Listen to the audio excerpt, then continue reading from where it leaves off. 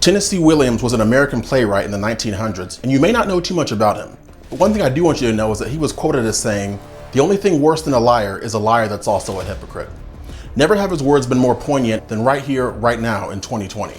As we inch closer and closer to the general election and the chaos that's sure to follow in the aftermath, we have to ask ourselves, when will we stop allowing the Democrats' double standards to be the rule and not the exception? Welcome to the Wright Brothers.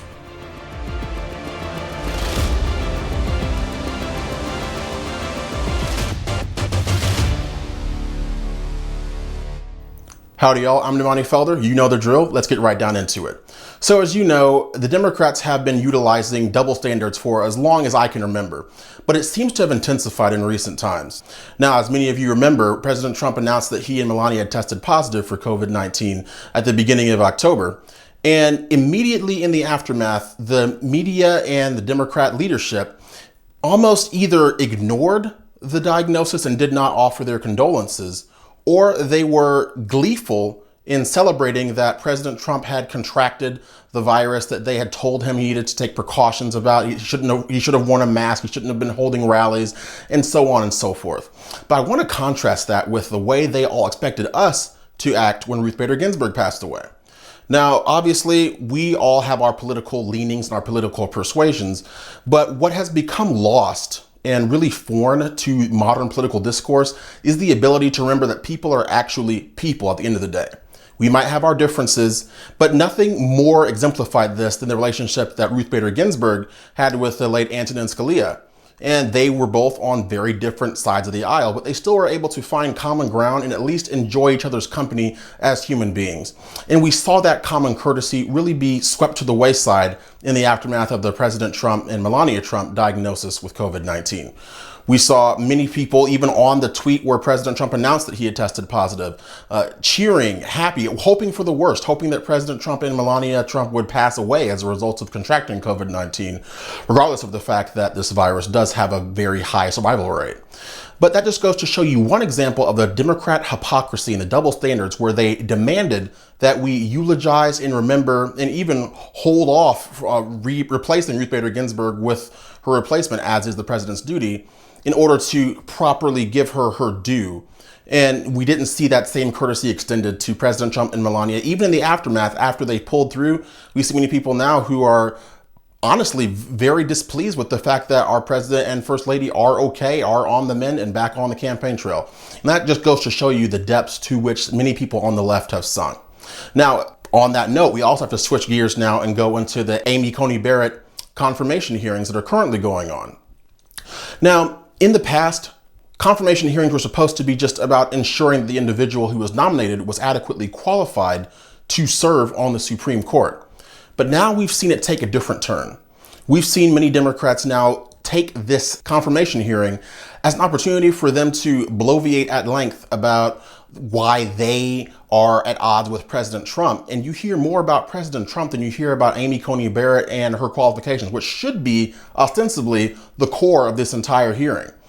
Now, what I want you to think about, though, is rewind back a bit to the vice presidential debate between Mike Pence and Kamala Harris. Now, never mind the fact that the fly that landed on Mike Pence's head became the favorite talking point of many leftists, which just goes to show how underwhelming Kamala's performance really was, but I digress. What we heard in the aftermath of that vice presidential debate was a lot of rancor from the left about how Mike Pence was mansplaining, as they say, or talking down to Kamala Harris.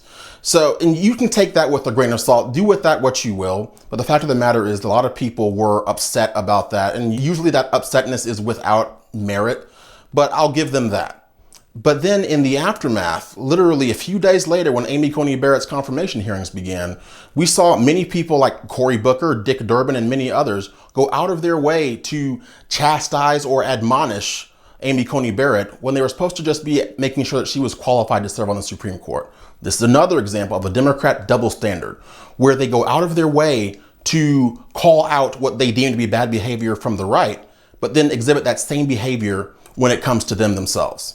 Now let's shift gears a bit and talk about big tech censorship. As many of you, I'm sure, are aware, the news travels at light speed these days, and there is so much information and disinformation that's available to the average person. And big tech has always been honestly a social media public forum where people are able to share news articles, share their thoughts, share their feelings. It has become a virtual town square, if you will. And Section 230 actually grants internet service providers immunity from liability because they're not acting as publishers. That is what the intent of Section 230 was. But we've seen many big tech companies, including Facebook and Twitter specifically, move far beyond what Section 230 was intended to do, and now who are acting more or less as publishers. And we saw that evidenced by their refusal to allow Twitter users and even Facebook users in some instances to share damning evidence that came out recently about Joe Biden and Hunter Biden and their unscrupulous ties with people abroad. And to see big tech take that stance is very concerning.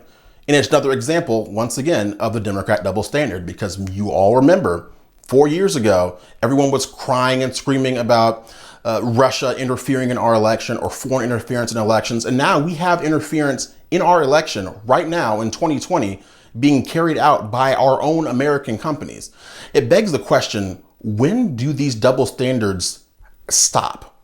When will we demand that these double standards not be allowed to continue? Now, I'm very heartened that Ted Cruz and Lindsey Graham have actually made statements about how they are planning to pursue Twitter, the heads of Twitter and Facebook and anyone else who is suppressing this spread of information right now, because it goes to show that the left seems to think that one set of rules applies to them and the other set of rules applies to the rest of us. And nothing could be further from the truth.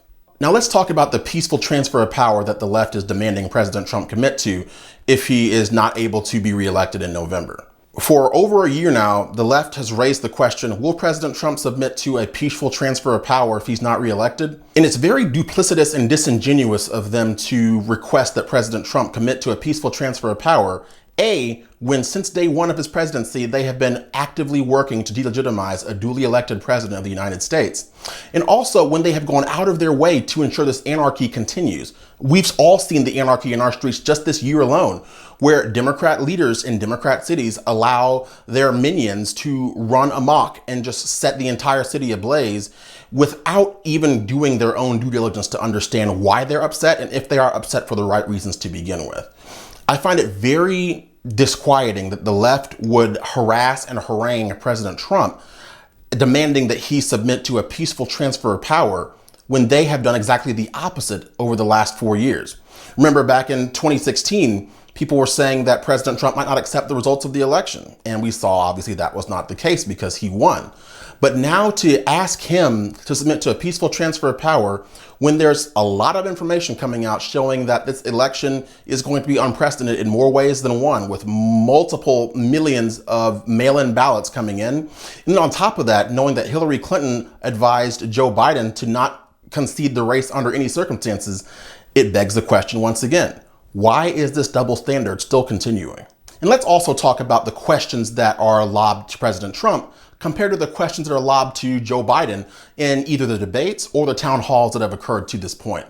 Now, we all saw debate one where ostensibly Chris Wallace seemed to take a side more with the left, who was grilling President Trump on issues that had already become moot points, if you will, because President Trump had already addressed them years ago, specifically talking about the white supremacist, the very fine people quote that came out in the aftermath of the Charlottesville incident back in Virginia in 2017. Now, for those of you that don't know, President Trump explicitly condemned white supremacy back then in August of 2017, but his words are frequently taken out of context deliberately and used to paint him in a negative light.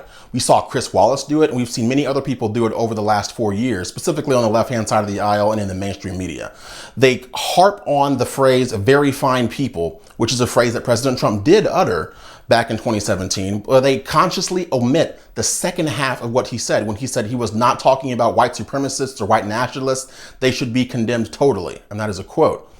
But now we're seeing them continue to revert to these same talking points as if to just hammer the point home even further for no reason, because this has already been addressed. And every single time they ask him, it's like, even if he says he disavows and disapproves of them, it's not enough, because the next debate that comes up, the next town hall that comes up, these questions will continue. But on the flip side, we have Joe Biden, who is on tape multiple times making derogatory statements, speaking ill of those who are minorities or those who are disadvantaged in general. And these are all documented and on tape, And it's interesting to see that the debate moderators who are engaging with Joe Biden will always dance around those issues and not speak about them because they are, in essence, playing defense for the left at this point. And with President Trump walking into a hostile environment over and over and over again, even on networks that you would think would be friendly to him, it shows once again that the left is out of control, and even the right to a certain degree, the powers that be on the right side of the aisle are showing their true colors as being less friendly to conservatives. And again, we have to ask ourselves, when will this double standard stop? When will we not allow this to continue? Joe Biden gave the eulogy for Robert Byrd, who he called a mentor and a friend, even though Robert Byrd was an exalted cyclops of the KKK, who was also photographed kissing Hillary Clinton, but I digress. But this is another example, though. That's another example of how the left gets to play by a different set of rules and the left is not held accountable. And I, for one, and I know plenty of y'all out there are sick and tired of it, we need to raise our voices and make our voices heard continually and in perpetuity until we see changes take place. Because if we allow these double standards to continue, we're not going to have a country left, especially if the left gets in power and continues to act like there's a set of rules for them and then a set of rules for the rest of us. So I want to know, what are your thoughts on these double standards? Just these examples, are there examples that I missed? Are there examples that you have seen in the recent weeks or months? I want to hear from you. I love engaging with you. My brother and I, we love engaging with our base. Don't forget to check us out on Facebook at The Wright Brothers IPID. That is run by my brother Trey. He does a good job keeping the news flowing to y'all in an appropriate and in a considerate manner. Also, feel free to check me out on TikTok at the Damani Felder, on Twitter at the Damani Felder, on Instagram at the Damani Felder, and Facebook, obviously, at Damani Bryant Felder. And also, I am on Parler as well at the Damani Felder. Now, for those of you who feel so inclined, we do appreciate those who've taken it upon themselves to support our work by donating to us on Patreon.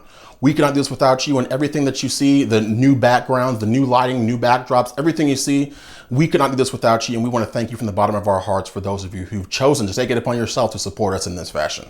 And the last thing I'll ask you to do is, if you like this video, smash that like button. Subscribe if you haven't already. Help us keep spreading the word. Identity politics is dead.